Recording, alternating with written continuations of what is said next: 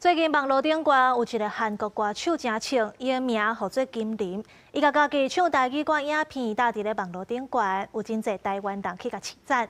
伊讲这台语和韩国话有真侪外音，所以唱起来才会遮尔标准。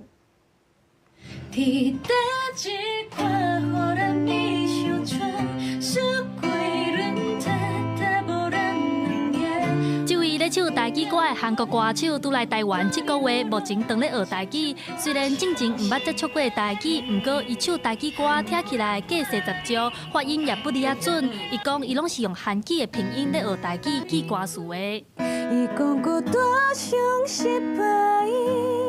金玲讲，原本伊来台湾发展是要唱华语歌的，后来发现台湾人若亲像真介意外国人唱台语歌，而且也有真侪人学了伊唱台语歌，较有感情，也较有特色。反应最好的是碧顺，可能是因为外国人唱台语歌觉得很特别，很多人说我唱的比台湾人还好。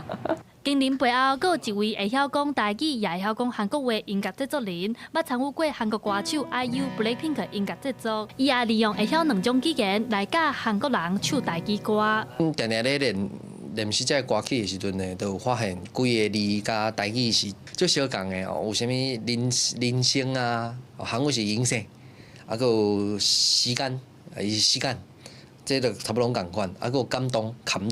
老师讲，因为韩语和台语真侪音拢真歪，要讲，所以韩国人学台语歌也真紧，音也真准。金玲希望未来有一天会当发台语专辑，用外国人的身份唱出台语歌的感动。记者陈亚轩、林旭凯台北报道。